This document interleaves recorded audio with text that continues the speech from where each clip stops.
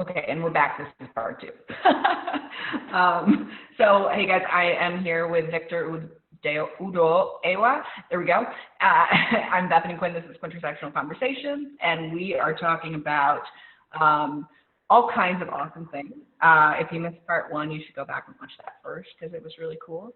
But we are just finishing up talking about 18F. And Victor, what are you up to these days? Because I saw you just got a new job, like, very recently. Yeah. Oh, yeah, there we go. It's funny. I would, if I didn't have to, I wouldn't have. Like, I was really happy. It was the most amazing job I've had, and the work was amazing. But I was a term employee, so I could only be there for a short time, and my 4 years had run out, so I had to find a new job.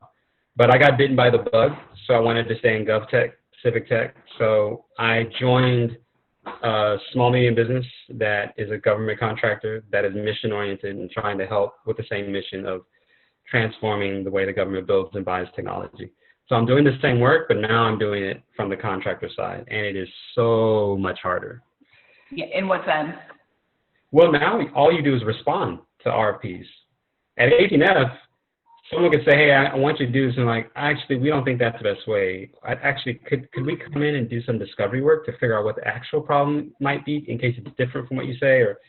But there you can't do that. You're bidding on a solicitation they put out, hoping that your proposal wins. And if you're like, no, I'm not going to do what you want, I think you should do something else, they may not choose you. So it's a bit more.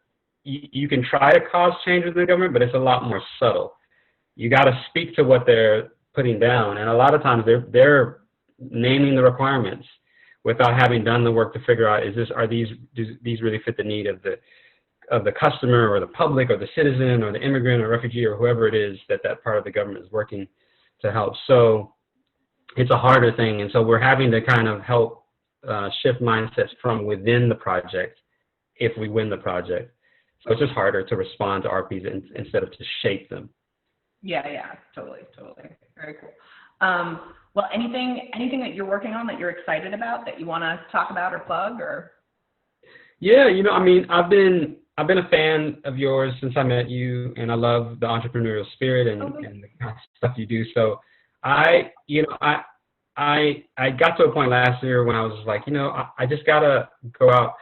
The biggest thing that scared me about starting my own thing has just been how do you make it work financially? And now I think I'm not going to worry about, I will worry about and work on that, but I think it shouldn't stop me from moving forward. And so my big dream is to have a consultancy, you could say, that does design, but specifically for social justice.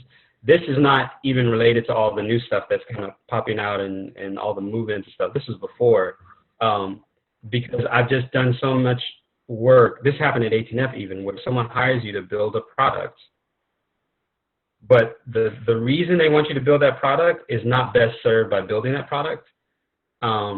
You can build the product, and you can even be evaluated in your annual reviews really well because it's so pretty and it's shiny. But ultimately, in the government has a social mission, and they're trying to improve affordable housing or improve health within the country or education. And a lot of times we build products, even at 18F, that don't do that. They don't actually bring about that measured social impact. So I've been trying to bring other types of methodologies. There's a number of them, but chief among them I think is called a systems practice, a systems approach, a robust systems approach that really creates a robust systems map that it maps all the systems and forces, subsystems and forces and interactions that surround this problem, and then works to find the highest impact leverage point in the system at which to enact an intervention that helps the system, using the system dynamics, work more efficiently and positively on behalf of people. Kind of the same way that if I give you a vaccine, not a vaccine, vaccination, right? Because we have a vaccine, I'm not actually killing a disease in your body. I'm exploiting your immune system and teaching it to recognize that disease so it better works and functions to protect you. And in that same way, there have been so many projects I've worked on that you do the work, and the problem remains unchanged, ultimate problem, fundamental problem remains unchanged, it gets worse, or it goes away for 3, 6, 9, 12 months and then comes right back because you didn't deal with the fundamental thing. So all I have to say is I'm working on starting up a group. I'm starting with a meetup group, and it'll morph into an actual public benefits corporation that is cooperatively and employee-owned. I'm really excited about that. That works on using design, but specifically some of these other methodologies like positive deviance and systems practice to work on social issues in a better way. That's really cool. I would love to be a part of that. That sounds awesome. Cool, cool. I have an event coming up around that, so I'll invite you. In person or remote? Virtual, because, yeah, cool. Stuff going on. Virtual, I can attend from anywhere. Yeah. Very cool. Well, I look forward to hearing about that. Yeah, let's get if you want, let's get the link to the group posted in response to this interview, and folks can sign up if they're interested. Yeah. But yeah, it's really great talking to you, and we should do this again.